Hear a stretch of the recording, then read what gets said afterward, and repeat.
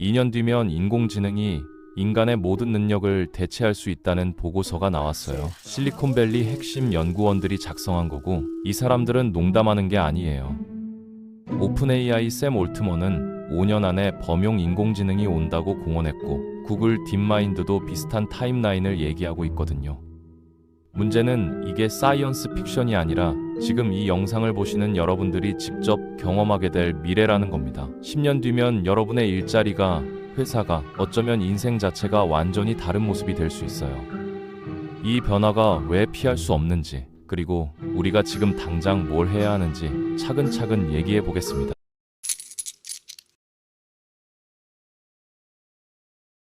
먼저 지금 우리가 쓰고 있는 인공지능이 어떻게 가능해졌는지부터 이해해야 돼요. 인공지능 연구는 1956년에 시작됐는데 처음 60년 동안은 완전히 실패했습니다. 그 당시 과학자들은 기계한테 세상을 설명해 주려고 했거든요.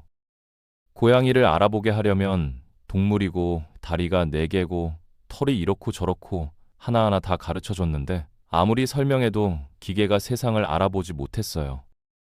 언어도 마찬가지로 모든 문법 규칙을 입력해 줬는데 인간의 말을 끝까지 이해하지 못했죠. 여러분들 기억나시죠? 챗GPT 나오기 전에 시리나 알렉사한테 뭔가 물어보면 얼마나 답답했는지. 2012년에 토론토 대학교 제프리 힌튼 교수가 완전히 다른 방법을 제안했습니다. 세상을 설명하지 말고 데이터를 주고 스스로 배우게 하자는 거였어요. 생각해보면 부모가 아이한테 고양이가 뭔지 생물학적으로 설명해주지 않잖아요. 아이는 그냥 고양이를 여러 번 보면서 자연스럽게 알아보게 되거든요. 이 방식을 기계한테 적용했더니 갑자기 인공지능이 되기 시작한 겁니다. 챗GPT가 미국에서 처음 나온 게 2022년 12월 30일인데 처음 써봤을 때 정말 충격받았어요. 20년 넘게 인공지능 연구하면서도 제 살아있는 동안 가능할 거라고 생각 못했거든요. 근데 더 놀라운 건 사람들이 2년 반 만에 완전히 적응해버렸다는 겁니다. 초등학생, 중학생들은 이제 챗GPT로 숙제하는 게 당연해졌고 어른들도 매일 저녁 개인적인 대화를 나누는 수준까지 왔어요. 요새 젊은 연인들은 서로 휴대폰은 보여줘도 챗GPT 대화 내용은 절대 안 보여준다고 하더라고요. 그만큼 가장 솔직한 얘기를 인공지능한테 하고 있다는 거죠. 2년 반이에요. 인간이 이렇게 빨리 적응할 줄 몰랐습니다. 지난 2년 동안 기술적으로도 엄청난 변화가 있었는데 크게 3가지로 정리할 수 있어요. 예전에는 인공지능이 한 가지만 잘했거든요. 바둑두는 알파고, 글 쓰는 챗GPT 이런 식으로. 근데 지금은 하나의 인공지능이 글도 이해하고 그림도 이해하고 영상도 이해하고 소리도 이해합니다. 멀티모달이라고 부르는데 이해한다는 건 만들어낼 수도 있다는 얘기거든요. 특히 요즘 나온 나나모나 같은 이미지 생성 도구는 정말 놀라워요. 예전 달리나 미드저니보다 훨씬 잘 만들고 특히 인물의 일관성을 유지해줍니다. 여러분이 신발 사진 하나 올리고 아인슈타인이 이 신발 광고하는 장면 만들어달라고 하면 1초 만에 완벽하게 만들어줘요. 두 번째 변화는 예측에서 추론으로 넘어갔다는 겁니다. 원래 챗GPT 같은 건 다음에 올 단어를 예측하는 기계였거든요. 그래서 문법적으로는 맞는데 내용이 틀린 경우가 있었어요. 세종대왕이 노트북 컴퓨터를 벽에 던졌다. 이런 문장 기억나시죠? 한국어 문법은 완벽한데 사실이 아닌 거예요. 이걸 할루시네이션이라고 부르는데 올해 들어서 리즈닝 모델이라는 게 등장했습니다. 이제는 예측만 하는 게 아니라 생각을 하기 시작한 거예요. 문제를 주면 10분, 20분 깊게 생각하고 왜 이런 결론을 냈는지 정당화하면서 대답을 해줍니다. 세 번째는 에이전트라는 개념이 등장한 건데 이게 정말 중요해요. 예전 인공지능은 정보를 찾아주고 만들어주는 수준이었다면 에이전트는 실제로 실행을 해줍니다. 복잡한 내용을 요약하고 정리하고 보고서까지 만들고 이걸 단숨에 해버리는 거죠. 올해 1월부터 본격적으로 등장하기 시작했기 때문에 지금 시작해도 절대 늦지 않았어요. 여기서 중요한 포인트가 있습니다. 인공지능이 여러분 개인한테 주는 가장 큰 변화는 생산성과 효율성이에요. 같은 시간에 더 많이 하거나 똑같은 일을 더 빨리 하거나. 그래서 제가 항상 하는 얘기가 있거든요. 인공지능 때문에 여러분 일자리가 사라지는 게 아닙니다. 여러분보다 먼저 인공지능을 잘 활용하는 방법을 이해한 경쟁자 때문에 일자리가 사라지는 겁니다. 논리적인 결론은 뭘까요? 여러분이 그 사람이 돼야 한다는 거예요. 인공지능을 배우는 건 자전거 타는 것과 비슷해요. 자전거 타기 책을 100번 읽어도, 강연을 100번 들어도 자전거 못 탑니다. 직접 타보고 10번 넘어져 봐야 자전거를 탈 수 있거든요. 인공지능도 마찬가지예요. 그래서 제가 3가지를 꼭 해보시라고 권하는데, 우선 에이전트 모드를 써보세요. 기존 대화 모드하고 확실히 다릅니다. 다음으로 바이브 코딩이라는 걸 해보셔야 해요. 원래 코딩은 상당한 경험과 지식이 필요하잖아요. 사회에서 0.1%도 안 되는 사람들만 자기 앱을 만들 수 있었는데, 올해 들어서 커서나 러브어블 같은 서비스가 나와서 말로만 설명하면 코드를 짜줍니다. 실리콘밸리에서는 유치원생들이 쓰고 있어요. 고양이 사진 올리고 고양이들이 하늘에서 떨어지는 테트리스 만들어줘 하면 5분 후에 완벽하게 돌아가는 게임이 나옵니다. 마지막으로 5분짜리 단편 영화를 한번 만들어 보세요. 스토리도 쓸 수 있고 이미지도 만들 수 있고 영상도 만들 수 있거든요. 예전에는 영화 하나 만들려면 장비도 있어야 되고 사람도 있어야 되고 아무리 저렴해도 몇 천만 원이 들었잖아요. 지금은 한 달에 몇만 원 구독료만 내면 여러분 가족의 이야기나 꿈을 10분짜리 영상으로 만들 수 있어요. 그 과정에서 책 100권 읽는 것보다 더 많은 걸 배우게 됩니다. 처음에 실패 많이 해야 돼요. 결과가 처음부터 멋있으면 너무 안전하게 간 거고, 인물이 찌그러지고 코드가 안 돌아가는 걸 경험하다 보면 어느 순간 인공지능에 대한 직관이 생깁니다. 근데 여기서 이야기가 끝이 아닙니다. 더 큰 그림을 봐야 해요. 올해 4월에 AI 2027이라는 보고서가 나왔는데, 오픈 AI에서 안전성 연구하던 직원들이 퇴사 후에 작성한 거예요. 이 보고서에서는 2027년, 그러니까 2년 후에 AGI가 기술적으로 가능하다고 주장합니다. AGI가 뭐냐면 Artificial General Intelligence, 범용 인공지능이에요. 지금까지 인공지능은 하나만 잡했잖아요. 알파고는 바둑, 챗GPT는 대화. 근데 AGI는 인간의 모든 능력, 적어도 사회 경제적으로 의미 있는 대부분의 지적 능력을 다 대체할 수 있는 기계를 말합니다. 현재는 없어요. 사이언스 픽션이에요. 이 3년 전까지만 해도 대부분 전문가들은 어떻게 하나의 기계가 모든 기능을 대체할 수 있을까? 이건 인간만 할 수 있다고 생각했거든요. 근데 올해 들어서 분위기가 확 바뀌었습니다. 오픈 AI 샘 올트먼은 5년 안에 가능하다 하고, 제가 아는 인공지능 전문가들 중에 AGI가 영원히 불가능하다고 생각하는 사람은 이제 아무도 없어요.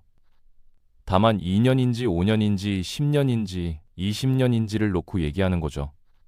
제 개인적인 의견은 2년은 절대 아닐 거예요. 하지만 0을 하나 더 붙여서 20년이라고 하면 충분히 가능할 것 같습니다. 10년에서 20년 사이가 제 예측이에요. 여러분들 다 어른이잖아요. 어른이 되면서 느끼는 인생의 가장 큰 교훈 중 하나가 10년, 20년도 금방 지나간다는 거예요. 초등학생들은 이해 못해요. 우리는 알잖아요. 금방이에요. 그게 무슨 얘기냐면 AGI가 가져올 변화가 더 이상 사이언스 픽션이 아니라 우리 모두가 직접 경험할 매우 개인적인 문제가 된 거예요. 100년, 200년 후 얘기면 관심 없어요. 저 어차피 없잖아요, 그때. 근데 10년, 20년 후는 관심이 많습니다. AGI가 등장하면 AI하고는 상황이 완전히 달라져요. AI는 도구잖아요. 새로운 자동차나 비행기처럼 우리가 잘 쓸 수도 있고 못 쓸 수도 있는 도구. 근데 AGI는 다릅니다. 인간의 모든 능력을 대체한다는 건 스스로를 업그레이드할 수 있다는 의미도 포함되거든요. 비행기가 아무리 좋아도 스스로 더 빨라질 수 없잖아요. 사람이 개선해야 되는 거죠. 근데 AGI는 소프트웨어니까 코드를 만들 수 있으면 자기 모델을 스스로 개선할 수 있는 거예요. 더 무서운 건 자율성이에요.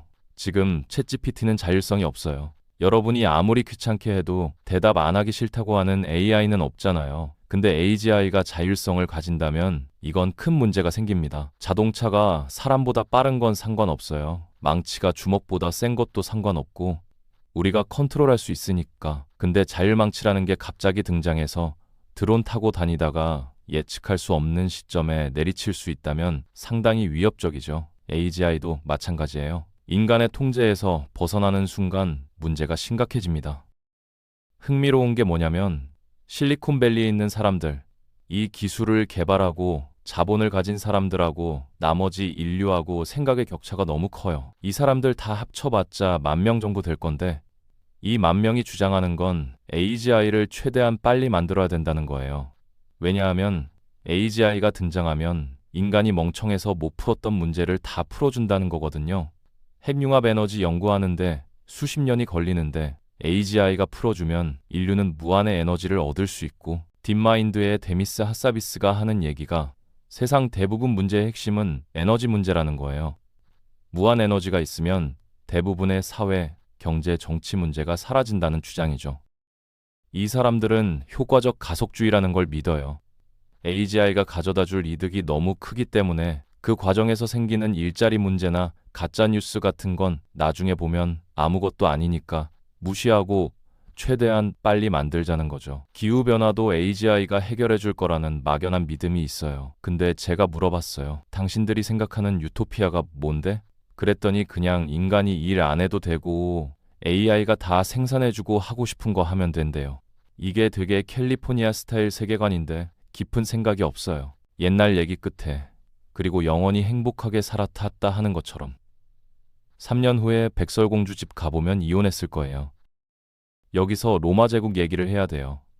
역사가 정확히 반복되진 않지만 비슷한 상황에서는 패턴이 있거든요. 로마가 세상을 정복하면서 노예가 1,000,000명이 생겼어요.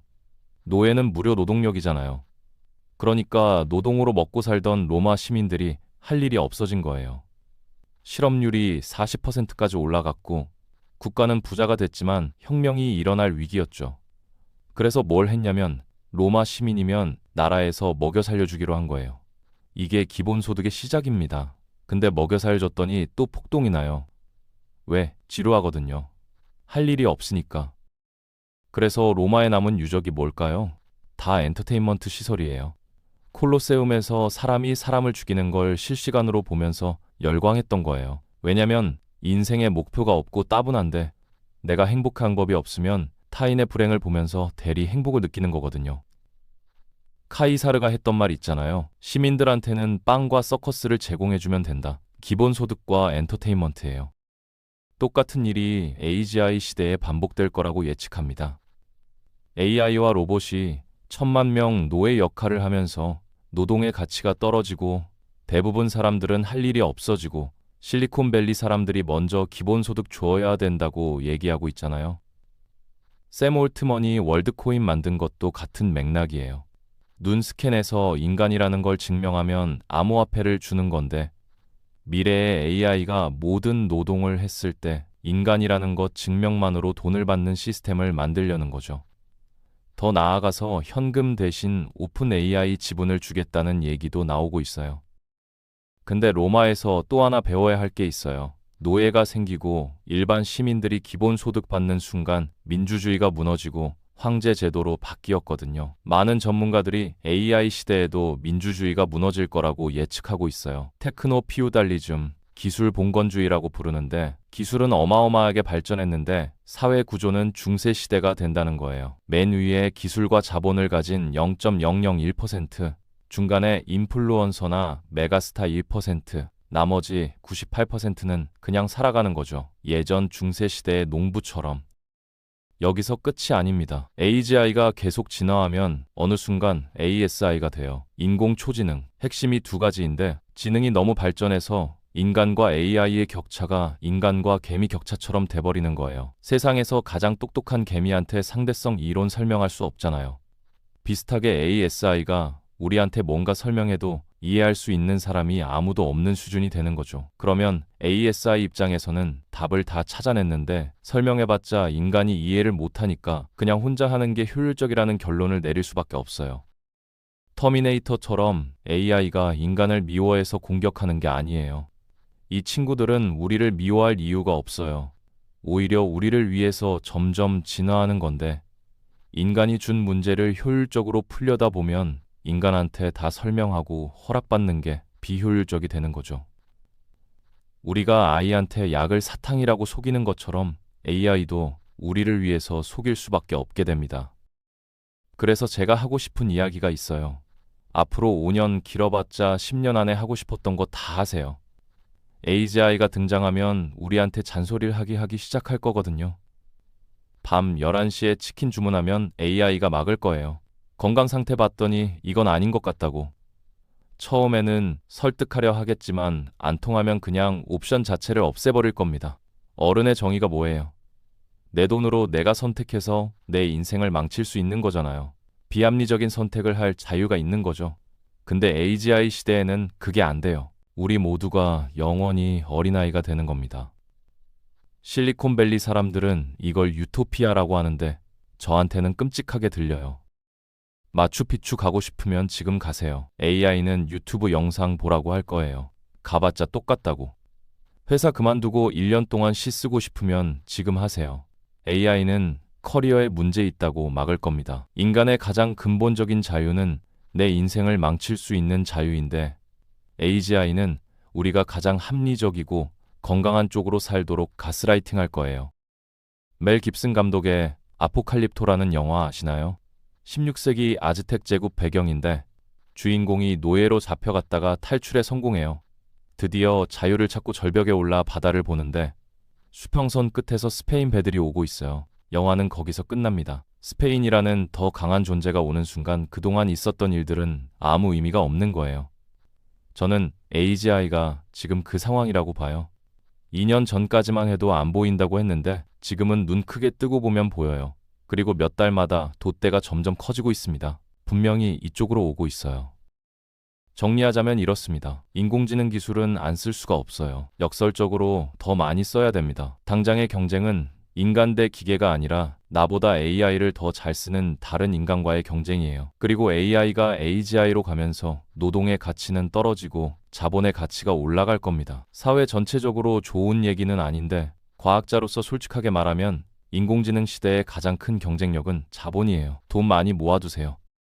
마지막으로 플랜 B를 만들어 두셔야 해요. 1990년대부터 유지됐던 세계화 질서는 이미 다 무너졌고 우리는 각자 도생의 시대에 살기 시작했거든요. 많은 분들이 미중 냉전 구조를 예측하는데 저는 동의 안 해요. 지금 벌어지는 건 20세기 냉전이 아니라 19세기 제국주의와 힘의 논리예요. 이데올로기가 비슷해도 힘이 약하면 파트너가 아니고 세계관이 완전히 달라도 힘이 세면 파트너가 되는 시대거든요. 그런 신제국주의 시대에서 생존할 수 있는 준비를 지금부터 하셔야 합니다.